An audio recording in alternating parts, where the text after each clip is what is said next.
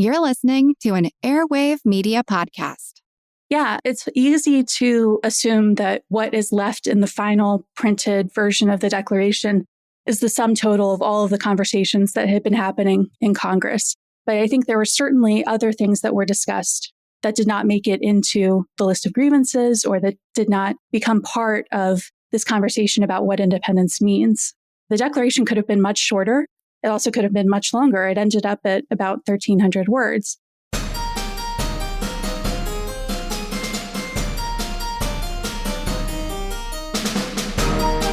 Hello, and welcome to episode 415 of Ben Franklin's World, the podcast dedicated to helping you learn more about how the people and events of our early American past have shaped the present-day world we live in. And I'm your host, Liz Covart. When you picture the Declaration of Independence, what comes to mind? Most people envision a single iconic document, parchment, signatures, maybe even a scene from National Treasure. But what if I told you the Declaration of Independence isn't just one document, but many documents? And that each version of the Declaration tells a different story. A story not just about American independence, but about the people who printed, read, preserved, and even rewrote the Declaration. Emily Sneff is one of the leading experts on the Declaration of Independence. She has spent more than a decade researching the origins of the Declaration and its ideas and its different copies. She's the former research manager of the Declaration Resources Project at Harvard, a consulting curator for Revolution 250 exhibits at the Museum of the American Revolution and the American Philosophical Society, and I'm proud to say, she was our very first intern here at Ben Franklin's World. Now, during our exploration of the Declaration of Independence, Emily reveals why there isn't one definitive version of the Declaration of Independence and why that matters. How people in 1776 actually engaged with the Declaration, from public readings to personal annotations on copies of the document, and how generations of Americans, from abolitionists to suffragists, have interpreted the Declaration's promise of equality and liberty. Plus, you'll also hear Emily answer the questions that you submitted about the United States' most famous founding document. But first, there are some exciting announcements on the way. I've been working behind the scenes to create something new for you that will launch later this summer. And I've been working on a partnership that I think will help ensure the long-term success and sustainability of this podcast. Now, if you'd like to be the first to find out about these exciting announcements, sign up for the Ben Franklin's World newsletter, benfranklinsworld.com/newsletter. Plus, when you sign up, you'll receive a resource that you've been asking for, a reading list about the American Revolution. So to be the first to find out about our exciting announcements and receive your free reading list, sign up for the newsletter at benfranklinsworld.com/newsletter. All right, are you ready to investigate the Declaration of Independence and get your questions about that document answered? Let's go meet our guest historian.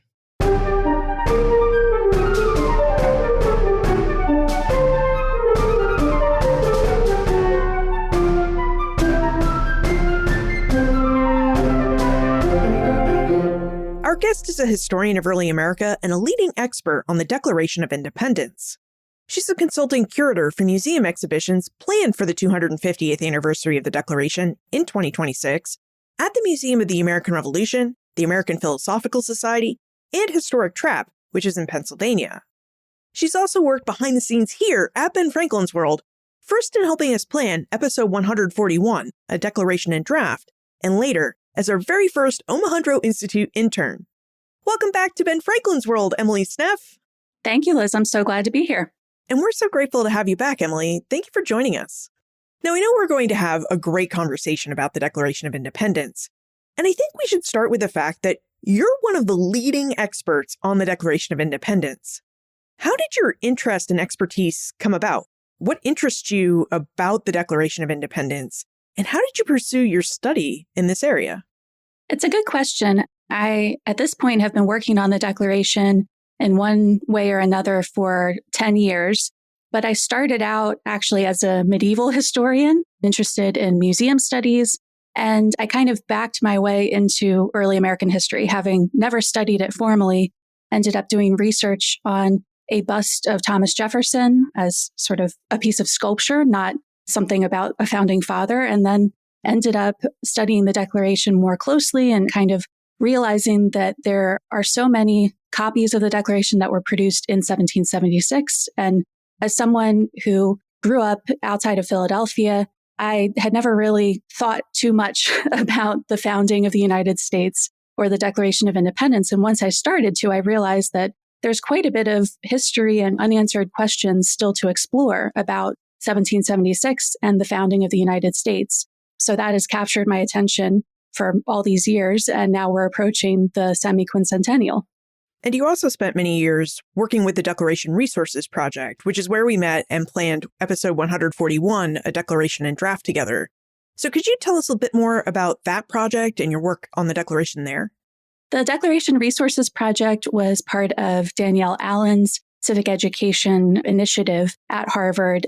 In my role as research manager for the project, I focused on both answering questions about the Declaration of Independence from a sort of historical research perspective, and also from a civic education perspective, thinking about how can people from K-12 all the way through adults best engage with the Declaration of Independence. So it was really important work at that time. And then I went to graduate school, and now I'm still doing research that I started doing at the Declaration Resources Project. And it's just taking the form of my book and museum exhibitions and everything else that is coming in 2026. So Emily, for those of us who may be thinking, okay, the Declaration of Independence, it's a really famous document, but it's one document, and it's a really well-studied document. How many questions are really left to be discovered about the Declaration? There are a lot of questions still. And in part, it's the fault of Thomas Jefferson and John Adams and the other men who were involved in declaring independence, because they did not keep as detailed records as we would hope for such a momentous occasion. I always kind of revert back to remembering that they were extremely busy, so I can't fault them too much. But there's still quite a bit that we don't know, or that we can only guess about the timing of independence, the drafting of the Declaration of Independence, not to mention all of the people involved in the process of declaring independence, only a handful of whom are named. Now, you said one of the reasons that we have so many questions left to answer about the Declaration is the fact that Congress didn't keep great records of what they were saying and what they were doing. And as someone who has a complete set of the journals of Congress right behind them, I can attest that at times their minutes are really sparse. And that, of course, leaves us with wanting more information about what went on any given day that the Continental Congress met. Do you think that this sparse record keeping was because congressmen lacked the time to keep detailed records? Or do you think it was because they were so worried that if the revolution didn't pan out and they kept these detailed records, then the Crown would actually use these records against them when it came time to punish them for their rebellious actions? Absolutely. I think it's both. I think that every day in Congress, when they were meeting with everyone, not broken up into smaller committees, but when the whole group was together, they had a lot to take care of in a short amount of time. They were managing the war as well as opening all of these incoming correspondences from George Washington and other people, and thinking about independence and Confederation and foreign treaties.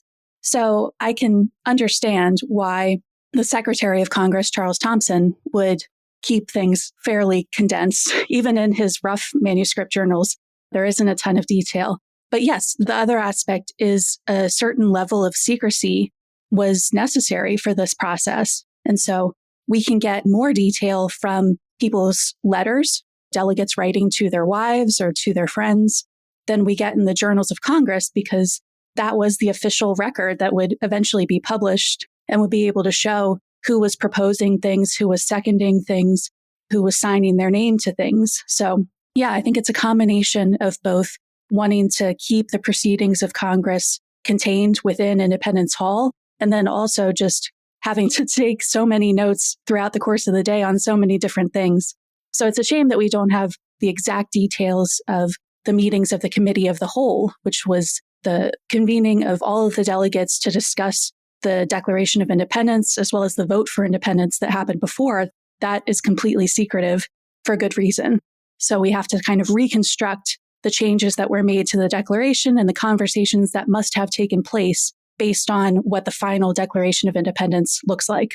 It's also a good reminder because we tend to really celebrate the Declaration and think about it in all these grand ways, especially every 4th of July. And yet we forget that the act of putting it together was actually a very dangerous activity. It was, and it was something that took place in sort of spare hours of the day because the members of Congress had so much on their plates. They were also thinking about what was going on in their home colonies in terms of creating new constitutions. So in retrospect, if we romanticize the drafting of the Declaration of Independence too much, we're giving them more time and energy to spend on it than they actually had. And I think that helps to explain the timing of independence as well as the language that is in the Declaration, the structure of it. There wasn't a ton of time to sort of make revisions or really sit with the text and think about what it would mean to people 250 years on. Well, today's episode is all about the questions that people ask Emily most about the Declaration of Independence, plus the questions that you've submitted for Emily to answer.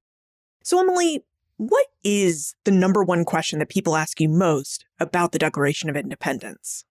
I think the question that I get the most is about the Declaration of Independence. People ask me questions like, where is the Declaration of Independence? Who created the Declaration of Independence? As if there's only one authoritative copy. And in many cases, people are imagining the signed parchment that's in the National Archives as the Declaration of Independence. And for good reason, because that is protected in the rotunda of the archives. It sits alongside the Constitution. It's the subject of a lot of pop culture, including National Treasure. And so what I try to urge people to think about is that there isn't one copy of the Declaration of Independence. There are a multitude of copies that were produced in 1776, only a fraction of which survive. And so when we think about this period of time when the Declaration of Independence was first circulating, we have broadsides and newspapers and manuscripts. It means that there's so many other people involved in that story than just the men who signed the one parchment copy that's in our archives. So that's my starting point for when people ask me questions. Typically, it's either something that's focused on a specific one copy and that's it, or National Treasure questions, and both involve the parchment as sort of the defining copy of the Declaration. So just trying to broaden that out and think about copies that were created in other places and at other moments. There are many copies of the Declaration of Independence, but is there one copy of the Declaration that is more official than the others, or do all of these different copies carry equal weight? It's a good question, and I think there's a lot of different answers that you could give. The signed parchment is treated as sort of authority, even though there's typos in it, and it was created after July 4th, and it was signed beginning in August and continuing for months, possibly years afterwards. The Dunlap broadside, the first printing of the Declaration of Independence, that was authorized in a way by Congress because members of the drafting committee went to John Dunlap's printing office and supervised the process. So that was the first printing created on the night of July 4th, and that has a certain authority to it. There's also the manuscript journals of the Continental Congress, which, as we talked about, are not as complete as we would like them to be. But Charles Thomson transcribed the Declaration of Independence in those journals. So that's another sort of authority. And then if we look forward to January 1777, when Congress was meeting in Baltimore because it was no longer safe to be in Philadelphia, they had a printer named Mary Catherine Goddard create the first broadside that had the names of the men who had signed the parchment by that time. So this was the first time that the names were attached to the text and made public, in essence, by being sent to each of the states to form the foundation of their state archives. So those 4 copies have some degree of authority. And then beyond that, you have all sorts of printers and scribes and other folks who copied from those copies. So the sort of authorization or correctness changes as more and more people are involved in the process. That's something that many of us may not think about when it comes to the Declaration. We tend to think there's one official copy in the National Archives, but it sounds like there were really multiple official copies, each with its own different story and each with its own different officialness. So, Emily, do you have one version or a couple of different versions where you really enjoy the story of that version of the Declaration? I could list like 50 different copies of the Declaration that I really love the stories behind. including copies that no longer survive, that we have evidence that they existed, that a certain person owned that copy, and it no longer survives. But two that come to mind, one is now at the John Carter Brown Library in Rhode Island, and it was a broadside that was printed in Boston and purchased by a soldier named Daniel Gould. He had been a militiaman at Lexington and Concord, and he was in the Continental Army in the summer of 1776. And he purchased this broadside and he annotated it. He numbered the grievances against King George III, and he signed his name to it right below John Hancock's name. So that's a fascinating story of someone engaging with the Declaration of Independence. Another copy that is particularly interesting to me, in part because of it being the lone survivor, is a broadside that was printed in Charleston, South Carolina, by a guy named Peter Timothy. And Charleston had just experienced a major battle, the Battle of Sullivan's Island, which was the inspiration for South Carolina's state flag. And basically the Continental Army repelled the British and kept them from occupying the important southern port of Charleston. So as the news of independence was working its way south, the news of the victory at Sullivan's Island was working its way north. And so it took about a month for the Declaration of Independence to reach Charleston. And they had a day-long celebration, a public reading, and then they paraded down the street and had another public reading. They had a reading at the fort on Sullivan's Island. So there was this huge sense of celebration. And this broadside that was created by Peter Timothy, only one is known to survive. It's in the Gilder Lehrman collection. And Timothy later, when the British actually succeeded in taking the port of Charleston, he became a prisoner of war and was sent to a prison in Florida that was guarded by alligators. So it just shows you the perils of being a printer during the Revolutionary War. And it's remarkable that we have the one surviving copy of this broadside that we have, given what happens in Charleston after 1776. Well, speaking of day-long celebrations to honor the Declaration of Independence and the United States becoming a nation, could you talk a little bit about why we celebrate Independence Day on the 4th of July and not maybe the 2nd or the 3rd or the 5th? What actually happened on the 4th of July? So to give a very quick timeline, on June 7th, the Virginia delegation in Continental Congress proposes a Declaration of Independence, Articles of Confederation, and a plan for foreign treaties. And so that launches the debate about whether the time has come to declare independence. Congress decides to postpone that debate for 3 weeks to Monday, July 1st, which would be a nice round number for an Independence Day if they could agree to declare independence in one day. That's not what happens. So ultimately, on July 2nd, Congress decides to declare independence from Great Britain. And that news is printed in Philadelphia's evening paper that day, so it begins to spread. But they need a document that explains their decision. So during that 3-week postponement, the drafting committee had been working on the Declaration of Independence. And on July 2nd, Congress turns its attention to the draft and starts editing the Declaration, which they then approve on July 4th. So when the Declaration is printed, first by John Dunlap and then by many other people, the date at the top is July 4th, 1776. So as the news spread, that date followed it. And that means that the next year, when July 4th came around, it's Independence Day. It's celebrated in different communities and by the Continental Congress. So even though the vote to actually declare independence took place on July 2nd, and I don't think John Adams was alone in thinking that would be the day that would be celebrated with pomp and parade and fireworks and everything that we expect for the 4th of July, but it ends up being the 4th and not the 2nd. Another question you must get asked a lot is how King George III found out about the Declaration of Independence.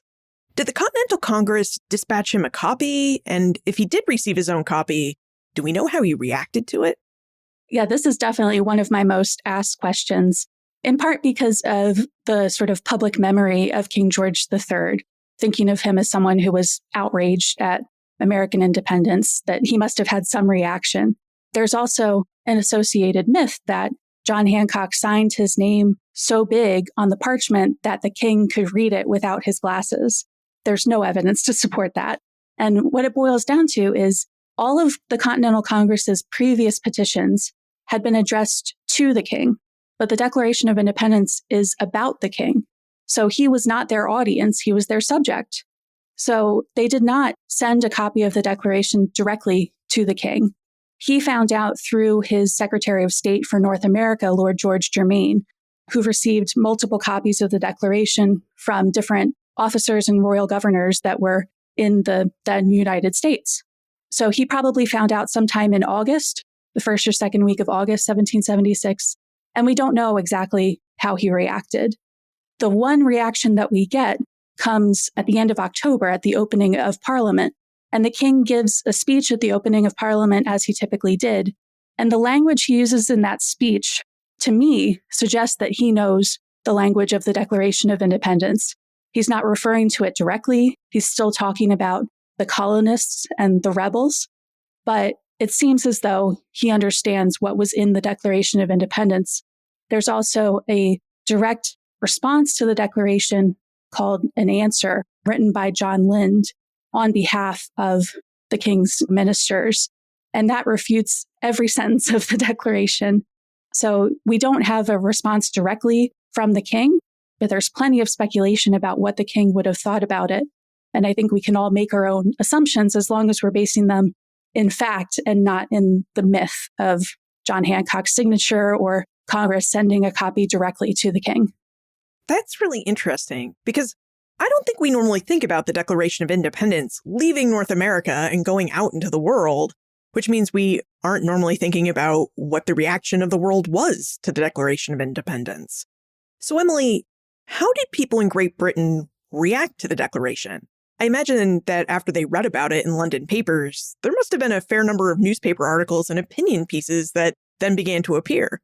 Yeah, what's interesting about the way that the Declaration spread is that there was a massive British fleet that was arriving at New York at the exact moment that Congress was declaring independence. And a British fleet has British mail ships.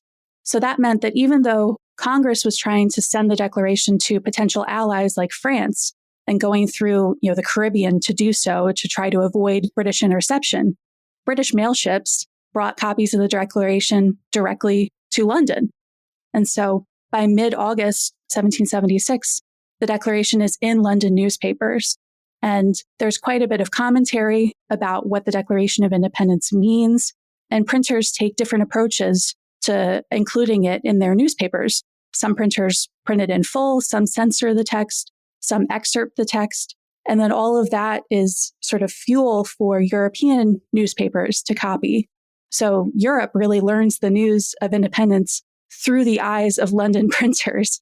And that means that they're not getting the full picture that the Continental Congress would have hoped when they were sending out the Declaration into the world. So that sort of transmission through London is a really interesting and underexplored aspect of the Declaration's history. Yeah, I find this really fascinating because we often think of the Declaration of Independence coming from the United States, but we don't often think about it as going out into the world arena and what reactions were to it. But there have been studies, like Lige Gould has shown this, right? That the founders wanted the United States to be a world player. They wanted this nation to be respected by other world powers. So do we know if Congress printed different editions of the Declaration in foreign languages so that they could call attention to what they were doing in the world? Did they print French versions for France or Dutch versions for the Netherlands? I wish. That would make my job as a historian much easier. No, even though Thomas Jefferson and other members of the Continental Congress could have translated the Declaration very effectively into French, Congress didn't. They just had the English edition. So that meant when they sent a copy to their agent in France, Silas Deane, they were sending an English copy of the Declaration and expecting Deane to have it translated into French. So I wish there was more sort of thoughtfulness in the process, but that means that the translations of the Declaration really depend on the location of the translator and their goals. So in Pennsylvania, for example, there was a large German speaking and reading population in 1776. So the Declaration was immediately translated into German for that audience and printed in the Philadelphia biweekly German newspaper and also as a broadside, which suggests that the Declaration was read aloud in German in 1776. But then in Europe, the Declaration was also translated into German in European newspapers, and the translation was just a literal word-for-word translation. And if you compare that to the translators in Philadelphia who were steeped in the language of revolution, it's a really poor translation. The men in Philadelphia did a much better job. So I think it would have been really interesting and important if Congress had devoted the time to translating the Declaration in Philadelphia before sending it out into the world. Eventually, Benjamin Franklin makes sure that authoritative translations of the Declaration start to spread through Europe to gain more allies. But in 1776, Congress fails on that point. I know you're working on a book on this subject, so I don't want to steal thunder from that project because we're going to talk about it in the future. But this process of translation is fascinating because as someone who has studied Dutch and French, translating exactly verbatim from English into another foreign language doesn't always work. There could be idioms, those everyday phrases that make sense in one language, say in English, but have no meaning at all in French or Dutch, or vice versa. So how could Americans like Benjamin Franklin be sure that those who spoke different languages were actually getting the full weight and meaning of the Declaration from these translations? That's the trick. There's certain phrases in the Declaration that you can kind of guarantee are going to be translated correctly. For example, free and independent states. That's a fairly straightforward phrase. But there are other words or sort of descriptions of events that are not as easily translated. For example, usurpations is a word that the French and German and Dutch translators have a real problem with. They don't really know what to do with it. So yeah, I think when Franklin gets to France later in 1776, and he starts thinking about propaganda and tools to use to put forward a specific image of the independent United States, part of that process involves thinking about those key words from the Declaration and how to tell the story of American independence in a way that fits with the languages that he's looking at so that it's understandable for the reading European public as well as the courts of Europe. Well, this is a great segue, the language of the Declaration, into our next section, which is really all about listener questions about the Declaration. But first, why don't we take a moment to thank our episode sponsor? Do you ever find yourself wanting to talk more about what you just heard on this show? Perhaps you have a burning follow-up question or your own time warp question that you'd love to ask and have others think through? Well, good news, there's a place for that. Come join me in the Ben Franklin's World listener community on Facebook. It's where people who love history and this podcast gather to dive deeper into episode topics, share thoughts and ideas, and connect with other curious minds who love early American history. It's a fun and welcoming space, so I'd love to have you there. Come join us at benfranklinsworld.com/Facebook. That's benfranklinsworld.com/Facebook. Come be a part of the conversation and bring your historical curiosity with you. Emily, Kristen would like to know more about the philosophical roots of the phrase life, liberty, and the pursuit of happiness, and where Thomas Jefferson derived that phrasing. Could you tell us about the history of this famous phrase in the Declaration? Sure. So this phrase is part of the very lengthy second sentence of the Declaration of Independence, which sets up the premise that people have rights and governments are supposed to protect those rights. And when a government fails to do so, then the people have the further right to alter or abolish that government. So the phrase says that all men are created equal and they have certain unalienable rights, including life, liberty, and the pursuit of happiness. So these are not the only rights that people have. These are just key rights that are enumerated in the Declaration. This phrasing has Enlightenment influence. If you look at John Locke's treatises, you can see life, liberty, and property. And also other Enlightenment authors are thinking about the concept of happiness, the pursuit of happiness. So Jefferson is pulling from a few different sort of Enlightenment texts and also just the revolutionary language that was starting to develop in the colonies. Pauline Mayer's book, American Scripture, is a great way of thinking about how many people at the local level were using the same kind of language to declare their intention to separate from Great Britain or just their need to consent to their government.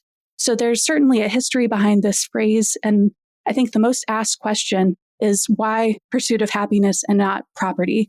And the easy answer to that is slavery, that human beings are property at this time. So the pursuit of happiness gets around that question of slavery. I think it's a bit more complicated than that. But at the time Jefferson was thinking about the Declaration, he had been hoping to write a constitution for his home colony of Virginia. So that's where his mind is. He's really thinking about what Virginians' rights are. And then he pivots to thinking about what Americans' rights are. So there's a long history since 1776 of people using this phrase, as well as the premise that all men are created equal, to advocate for abolition or for women's rights, all sorts of things that Jefferson was not necessarily thinking about in 1776. So there's a sort of backward-facing history of life, liberty, and the pursuit of happiness, looking back at the Enlightenment, and then also looking forward from 1776 to see how generations of Americans have reinterpreted that language. And by way of a follow-up, Janet has a question about the interpretation of this language. She'd like to know how Americans have interpreted this phrase, life, liberty, and the pursuit of happiness, over time, and how those interpretations have changed over time. Yeah, over the course of the 19th century, you start to see the Declaration invoked during July 4th orations or other revolutionary movements within the United States. And the second sentence is key to that sort of interpretation over time. But really, this begins in 1776. The anti-slavery uses of the Declaration we can trace to Lemuel Haynes, who was a free Black soldier, later minister, who writes an essay called Liberty Further Extended. And he quotes this passage of the Declaration of Independence on the front page of that essay. So clearly he's thinking about liberty in terms of the Declaration and its potential promise for future generations. I've seen a lot of different documents for the pursuit of women's rights, temperance, secession, all sorts of sort of descendant documents from the Declaration that either use this phrase in its entirety or tweak it a little bit to suit their purposes. And now I think life, liberty, and the pursuit of happiness is so taken for granted by Americans. We don't even really remember what the original context was for it. So it's important to think back to that sentence in its entirety in 1776, and then also look forward to the ways that it has been used by anti-slavery advocates, women's rights advocates, Native American groups, all through the last 250 years. Now, David is curious to know more about Thomas Jefferson's role as the drafter of the Declaration of Independence. He asks whether Jefferson was the true creator of the Declaration, or whether Jefferson served as more of the editor who helped put the drafting committee's ideas into a polished form. Thomas Jefferson was the principal author of the Declaration. I think that's the best phrase to use because Jefferson was the first to put words on paper. He was also the first editor of the Declaration, which is evidenced by his rough draft at the Library of Congress, which shows him crossing out words and changing the language, and then incorporating recommendations from John Adams and Benjamin Franklin. We don't know for sure what the other two members of the drafting committee, Roger Sherman and Robert R. Livingston, might have contributed to this editing process. But we know that most of the language and the structure of the Declaration was put on paper by Jefferson. And he also thought that the committee's version of the Declaration was superior to the final approved version of the Declaration. So I think it's appropriate to treat him as the principal author, but not the sole author, because the Declaration was the work of a committee, and then it was edited by all of the members of Congress. And so it's a document of compromise, and it's a document of sort of playing with the language, tweaking words, condensing grievances to cut down the length of it, all sorts of things that Jefferson did not agree with and was frustrated by. But we can certainly treat the Declaration of Independence as an example of a group project. There's always someone who carries the heaviest load on a group project, but it still reflects all of the other members. And that's where we get to compromises, including the grievance about the transatlantic slave trade, which Congress decided to cut. We're glad you brought up the transatlantic slave trade because Rosemary has a question about it. But before we dive into that topic, could you talk a little bit more about what you were saying, which is that Thomas Jefferson thought the committee's draft of the Declaration was superior to the one that Congress edited? Would you give us a brief overview of the different changes or perhaps the major changes that occurred between the draft of the Declaration that the Committee of Five handed to Congress and then the draft of the Declaration that emerged from these congressional debates? Sure. The final approved Declaration of Independence keeps a lot of the language and really the structure that the drafting committee had agreed to. So it begins with a sort of preamble, which has the famous second sentence and sets up the list of grievances against King George III. And then the final paragraph of the Declaration is the actual Declaration of Independence. It's where the transition from colonies dependent on King George III to free and independent United States takes place. So that structure did not change when Congress was debating the Declaration of Independence from July 2nd through July 4th. What Congress focused on was specific points about language and also just condensing the list of grievances against the king. So in the final paragraph of the Declaration, Congress went back to the original proposal that Richard Henry Lee and the Virginia delegation had made on June 7th and incorporated some of that language into the final paragraph so that it reflected what they had voted on July 2nd. And then in the list of grievances, a few different grievances were either eliminated or condensed together because over the course of this long list, Jefferson's sort of initial language got more and more emotional, more heightened. Rob Parkinson's book, 13 Clocks, does a great job of laying all of this out. And so the last grievance in that original list attributed blame for the colonists' reliance on the transatlantic slave trade to King George III. Again, we don't have the specific records that lay out all of the conversations that took place, but I think it's safe to assume that delegates in Congress thought that that was a step too far, that if you included that grievance in the list, then all of the other grievances would lose their meaning. All of the grievances about taxation and trial without jury and all sorts of offenses that had taken place that they could trace to specific incidents would be undermined by this lengthy grievance, more than double the length of any other grievance, talking about the evils of the transatlantic slave trade. Importantly, it's not an anti-slavery statement in that grievance. It's just against the slave trade. That grievance is cut. And the story that comes down to us is that it was the Southern delegates who objected. Perhaps South Carolina in particular didn't want this grievance in the list. So what was in the draft declaration, the committee draft that they presented to Congress, that remains known only to the members of Congress and their wives and friends for 30 years. And then in 1806, George Wythe, who was one of the Virginia signers and a friend and mentor of Jefferson, he was murdered by his grandnephew, poisoned, but it took long enough for the poison to take effect that Wythe could write his grandnephew out of his will. And because Wythe died without an heir, because his heir had murdered him, his estate is sort of in chaos. And a local, very big Jefferson supporter, newspaper editor, seizes the opportunity to look through Wythe's papers, and he finds what we call a fair copy of the draft declaration, which was created in 1776 by Jefferson as sort of evidence that the committee draft was better than the final version. And he sent out these fair copies to his friends, including Richard Henry Lee and George Wythe, who weren't in Philadelphia for the debate about the Declaration of Independence. So this copy of what the committee draft looked like had been sitting in Wythe's personal papers for 30 years, and all of a sudden it's made public. So I think it's important as we use that cut grievance about the transatlantic slave trade as a teaching tool to talk about why slavery isn't in the Declaration of Independence, that we remember that for 30 years, no one knew that that was originally in the draft. And it's only when Jefferson is president that the general public realizes what could have been, what was in the committee draft versus what was in the final version. Now, Rosemary is curious to know what prompted Jefferson to put that grievance about the international slave trade in the Declaration of Independence. Do we know why Jefferson included it? It's a good question, and I think you could approach it from a few different angles.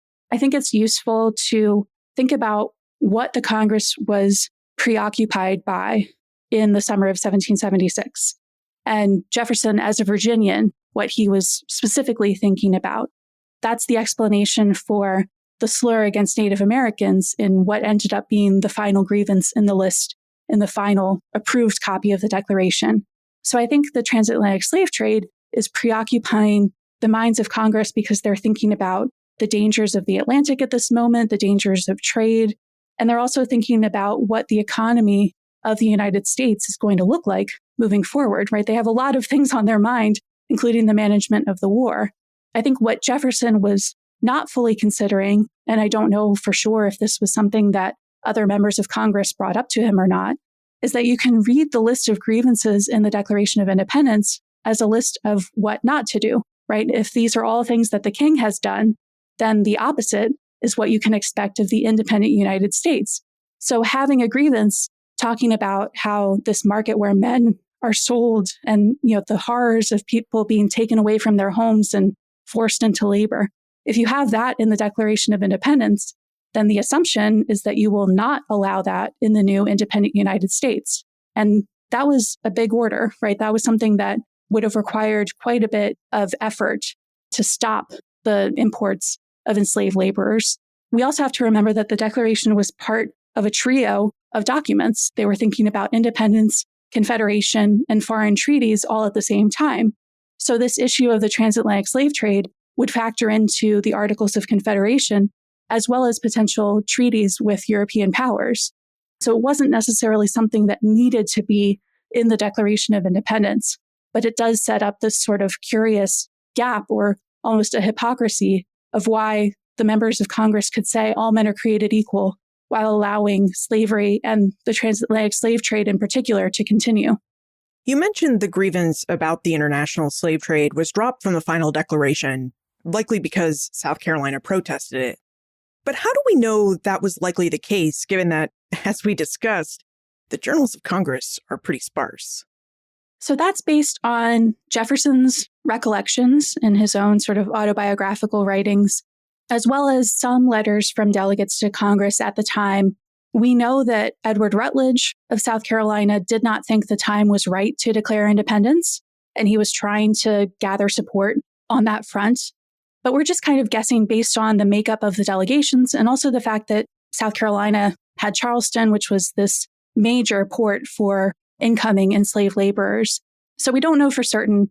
And certainly that doesn't excuse New England's delegates who were representing colonies that were involved in the trade of enslaved laborers as well. But the evidence seems to point towards South Carolina as basing their support of independence on this particular point.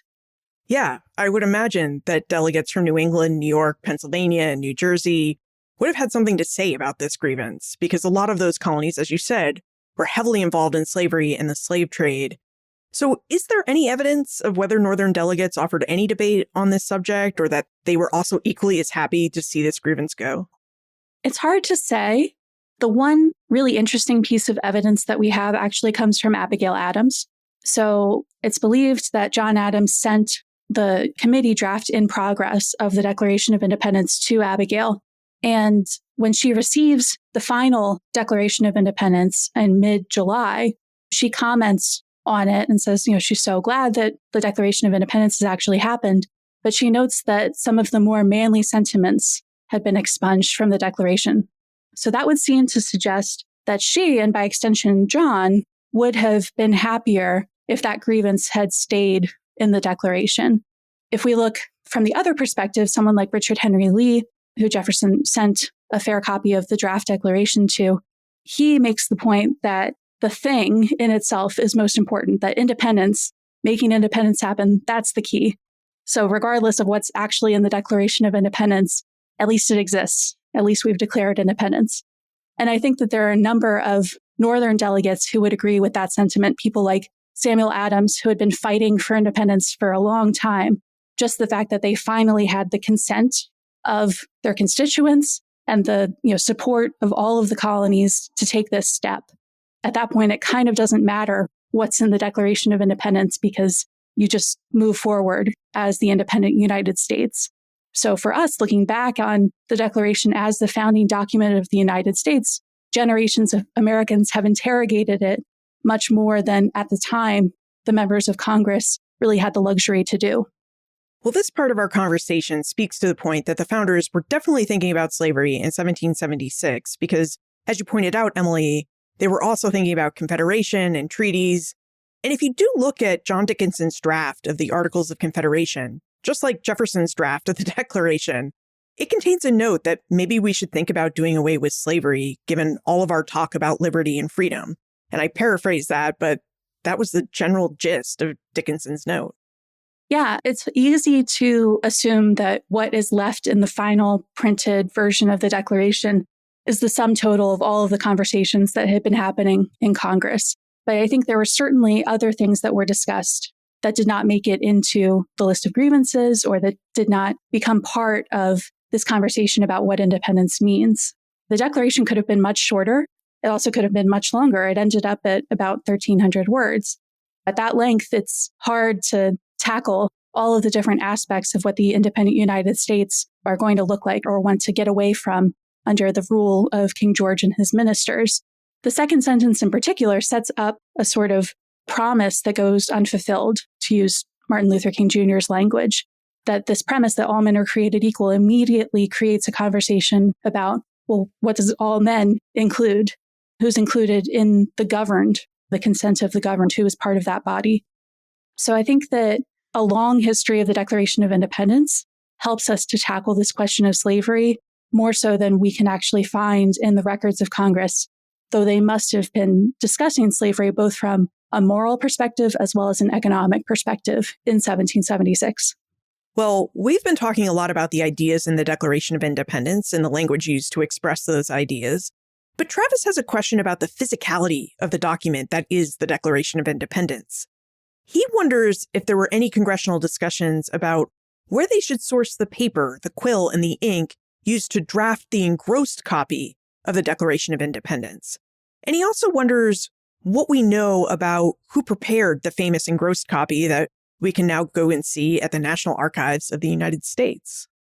It's a great question.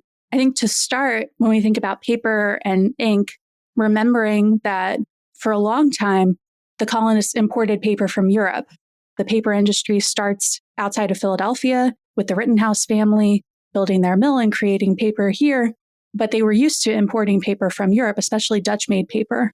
And so when the Declaration is printed by John Dunlap on the night of July 4th, he's using Dutch-made paper. It's high-quality paper. When other people in other cities and towns across the United States print the Declaration, they're using American-made paper that's made from rags, and it's not exactly white. It's pretty dingy-looking paper.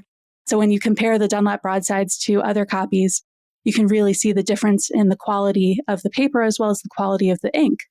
Then for the parchment, the idea of that was that parchment as a substrate that you write on or print on is more durable than paper. Rag-made paper was just not meant to survive. We're lucky that we have the copies that we have from 1776.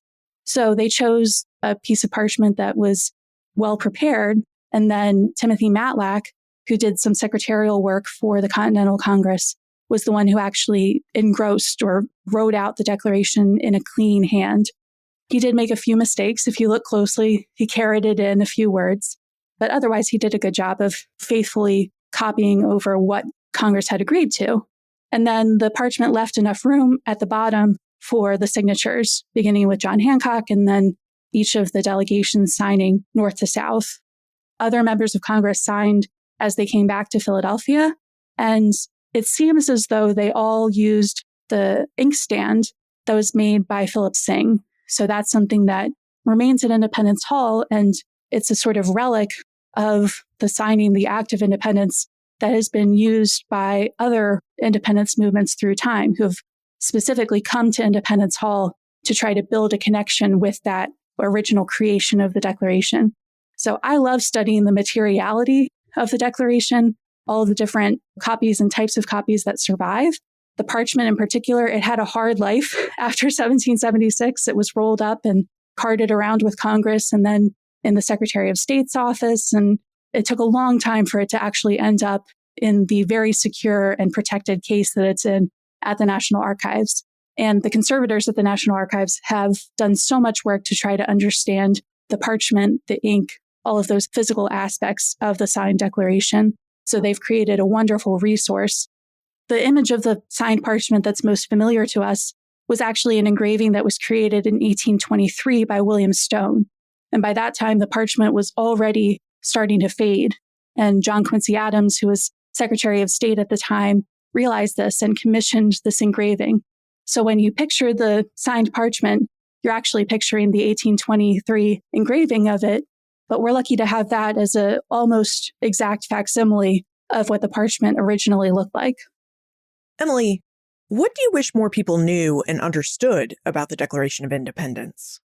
I think for me as a historian, I wish that people knew more about the sort of expansive cast of characters that were involved in the process of declaring independence. There's so much focus on the signers as a block of men without realizing that the signers were never in the same room at the same time. They represent a mix of men who voted for independence, men who weren't even members of Congress at the time that independence was declared. And if we focus too much attention on them and their admirable act of signing the Declaration of Independence, risking their lives, fortunes, and sacred honor, we're missing out on all of the men and women who were involved in transmitting the Declaration and receiving that information. So I like to think about all the printers and postwriters and the people in the crowds hearing public readings, the translators, make it an international story. And that means that we have more examples of people that we can look to in 1776. It's not taking the founders off of their pedestal. It's just creating more connections. So for me, one particular person that I have looked to from 1776 that's not a part of the traditional story is a woman named Polly Palmer. John Adams was corresponding with her. They were old friends. And he sent her a copy of the Declaration, which to our knowledge no longer survives. But we have her reaction to it and how happy she was to receive this news. And she was a 30-year-old single woman in 1776. So for someone like me, that's a much more approachable person to look to than someone like John Adams. So I think just expanding our view of the people who matter to the story of independence, especially as we approach the semi-quincentennial, that's what I wish that people knew, taking their focus off of the signing and thinking about the Declaration of Independence's history as something much broader. We should move into the time warp. This is the segment of the show where we ask you a hypothetical history question about what might have happened if something had occurred differently or if someone had acted differently. Emily, in your opinion, what might have happened if Congress had declared independence earlier in 1776 or later in 1776? So what if independence had not been declared in early July 1776? Oh, I'm so happy to be in the time warp. I think this is a great question because we've been celebrating the 4th of July for so many generations that we take it for granted and we forget the exact timeline of independence and how things could have gone differently for a variety of reasons. If independence had been declared earlier in 1776, I think it would have been a more contested vote. There was a sense in Congress that this had to be a unanimous decision because otherwise you might risk certain colonies breaking away. You needed all of the colonies to be on board. So I think that's interesting to think about, like what if independence had been declared, but not unanimously? Later in 1776, even a week later in 1776, you're risking a potential change in public attitude because of this massive British fleet that was arriving at New York, including the King's Commissioners for Restoring Peace, the Howe brothers. And when Vice Admiral Richard Howe arrives, he regrets that he didn't get there before the Declaration of Independence. He thinks that he could have changed feelings about independence if he had been able to arrive and say that the king wants to restore peace and offer reconciliation. So I think that even in mid-July, if Congress had waited until then to declare independence, you would have had delegates in Congress that were questioning things because they wanted to see, well, what might the commissioners be able to do? Instead, when they show up, they disseminate their own declaration offering peace, but they send it to all the royal governors. And that's an immediate sign that they do not respect the fact that we have just declared independence. And so that really invigorates the Continental Congress. Later in 1776, gosh, who knows? I mean, Samuel Adams might have just passed out by then. He was so desperate for Congress to finally declare independence. And thinking about how the timing of independence impacts the Continental Army. Many soldiers, including George Washington, reflect on the fact that the Declaration gives clarity to the soldiers, that now they understand they're fighting for the independent United States and not for reconciliation. So if that had happened later, who knows how all of the engagements of the fall and winter of 1776 might have gone. So it turns out that the timing of it worked out well, but in 1776, no one knew when independence was going to happen or what might happen next. So it's a really interesting time warp to think about. Yeah, and I think it's a question that's going to help us be even more thoughtful for our 4th of July celebration and commemoration as we think about that this year. Absolutely. Now, Emily, you're at work on a new book about the Declaration of Independence. Would you give us a preview of this book and tell us when and where we can purchase it? Sure. So my book is called When the Declaration of Independence Was News, and it will be coming out with Oxford University Press next spring. And it focuses on this time in 1776 when the Declaration was first circulating. So there's a sort of global transatlantic perspective on the news of independence, the timing of when people learned about the Declaration, how it was translated, how it was printed, and all of the ripple effects of that news. And this is the result of years of research, and it's my dissertation turned into a book. And I'm really excited for people to be able to read these stories and to think about what the Declaration meant to people 250 years ago. Well, I'm a bit biased because Emily and I are in a writing group together, but her book is going to be amazing. It's beautifully written already, so I'm really looking forward to having the final version for all of us to have a chance to read it, check it out, and discuss it. Yeah, I'm looking forward to. Emily, if we have more questions about the Declaration of Independence or perhaps the exhibits you're working on for 2026, where's the best place for us to get in contact with you? You can always go to emilysneff.com for the latest on my different projects and when I'll have book events coming up. I also launched a new project called Declaration Stories, which ties in to the book. And there are 2 newsletters that you can subscribe to.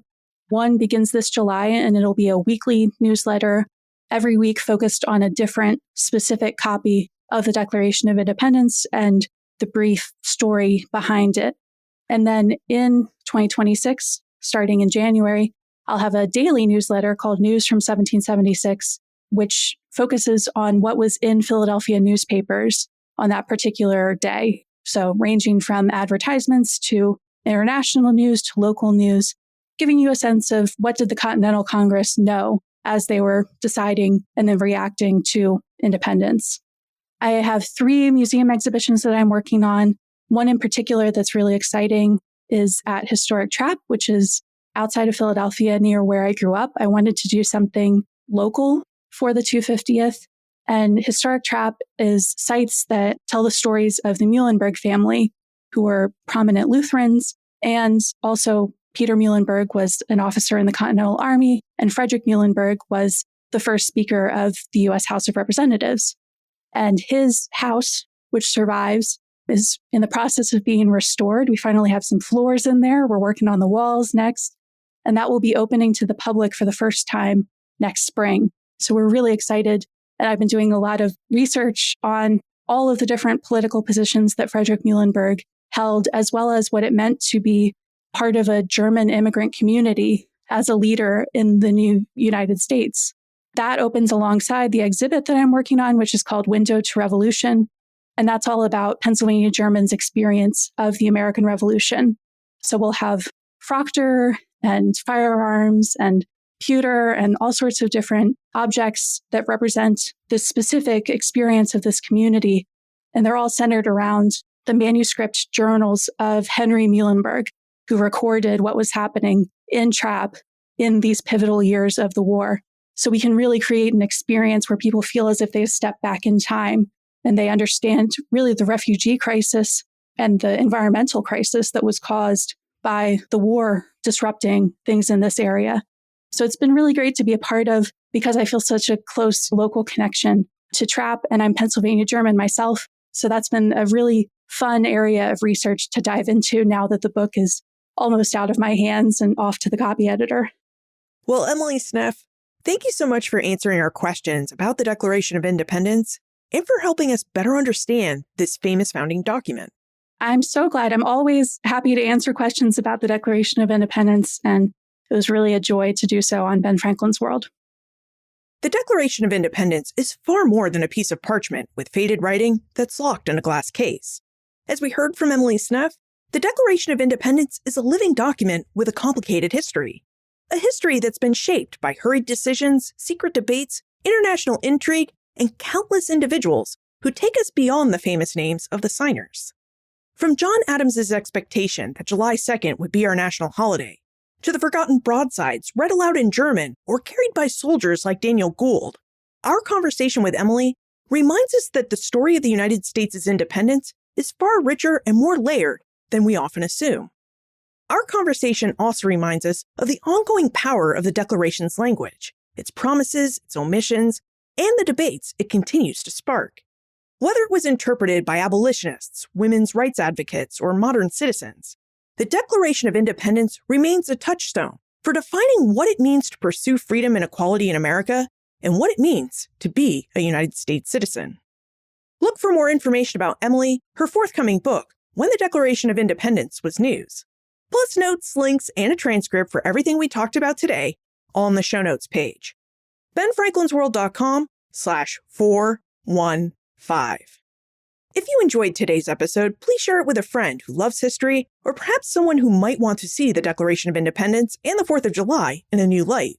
Remember, friends tell friends about their favorite podcasts. Production assistance for this podcast comes from Joseph Edelman, Karen Wolf, and Morgan McCullough. Breakmaster Cylinder composed our custom theme music. Ben Franklin's World is part of the Airwave Media Podcast Network. To discover and listen to their other podcasts, visit airwavemedia.com. Finally, after hearing today's conversation, how has your understanding of the Declaration of Independence changed? What do you think it means to live in a nation founded on a document that has many different versions, interpretations, and promises that are still being debated today? I'd love to know what you think. Liz at benfranklinsworld.com.